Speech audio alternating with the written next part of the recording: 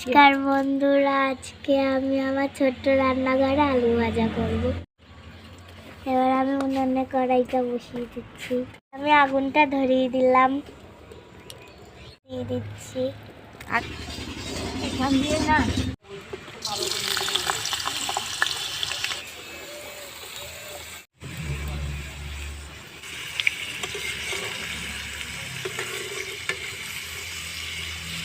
পরিমাণ মতো লবণ দিয়ে দিলাম, হলুদ দিয়ে দিলাম,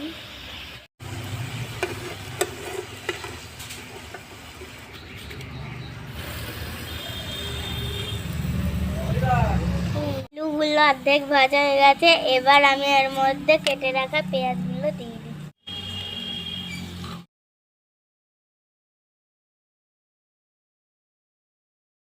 পুরো আমার আলু ভাজা হয়ে গেছে। কেমন হয়েছে আপনারা বলুন।